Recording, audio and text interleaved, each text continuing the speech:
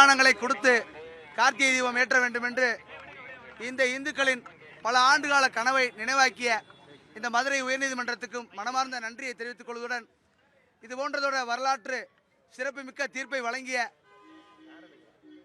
வழங்கி இந்துக்களின் மனதை குளிரச் செய்த நீதிமன்றத்திற்கும் இது போன்றதொரு வரலாற்று சிறப்புமிக்க தீர்ப்பு இனி அமையப் போவதில்லை.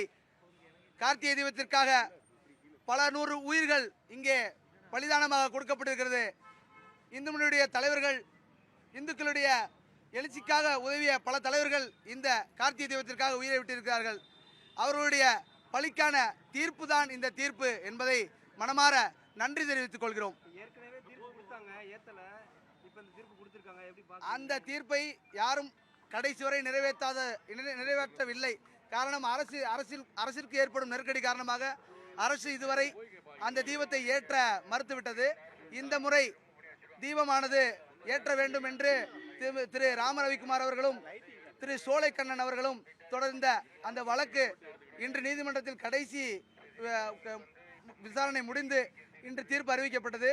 இந்த முறையும் தீபத்தூணில் தீபம் ஏற்ற வேண்டும் என்றும் மேலும் அந்த மோட்ச தீபம் விநாயகர் கோவில் அருகே ஏற்றக்கூடாது என்றும் அனுமதியை ரத்து செய்தும் அந்த தீர்ப்பினை நீதிபதி GR சுவாமிநாதன் அவர்கள் வழங்கியிருக்கிறார்கள். இது இந்துக்களுக்கு பெரிய மனமகிழ்ச்சி என்பதையும் இந்த நீதியை வழங்கிய நீதியரசர்களுக்கு மனமார்ந்த நன்றியையும் தெரிவித்துக் கொள்கிறோம். வணக்கம். நம்ம திருப்பரங்குன்றத்தில் கார்த்திகை தீபத்துணத்தில் தீப ஏத்தனம்னு நீண்ட நாள் கனவு. இது பல பேர் உயிர் பலி கொடுத்து இந்த இதை இது பண்ணி நிலைநாட்டியிருக்காங்க. இன்றைக்கி தான் அந்த நீதி வென்றிருக்கு. இது வரைக்கும் ஏற்றுனது மோட்ச தீபம் தான் இது வரைக்கும் ஏற்றிருக்காங்க.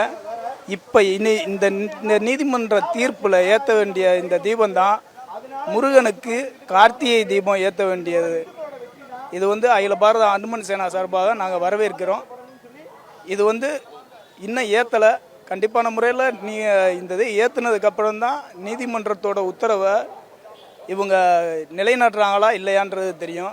இது வரைக்கும் எல்லாத்தையுமே நீதிமன்ற உத்தரவில் ஏற்றிருக்காங்க.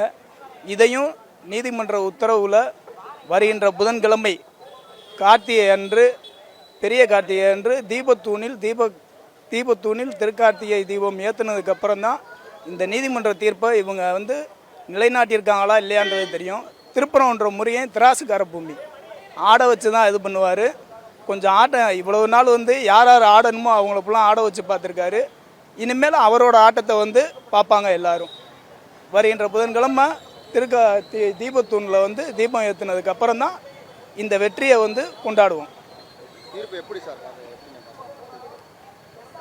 இந்த தீர்ப்பு எப்பயோ வர வேண்டியது. இது இவ்வளவு லேட்டானதே இந்துக்களுக்கு பெரியது. திருப்பரங்குன்ற ஒரு கிராமம். இதுக்கு முன்னாடி நீங்கள் தீபம் ஏற்றும் போது எவ்வளோ ஒரு இது பண்ணி பார்த்துருப்பீங்கன்னு தெரியலை. இந்த தீர்ப்புக்கு அப்புறம் புதன்கிழமை தீபம் ஏற்றுனாங்கன்னா நீங்கள் நாகமலை புதுக்கோட்டையில் நின்று பார்த்தீங்கன்னா இங்கே இருக்க தீபத்தூணில் தீபம் ஏற்றுனாங்கன்னா சுத்துப்பட்டி கிராமம் 48 கிராமத்தில் இருந்து இந்த தீபம் ஏற்றுறதை பார்க்கலாம். இதுதான் உண்மையான கார்த்திகை தீபம்னு இந்த நீதிமன்ற தீர்ப்பு இது பண்ணி வந்ததை மிகப்பெரிய வரவேற்பாக இருக்கும். ரொம்ப இந்துக்களுக்கு ரொம்ப மகிழ்ச்சி.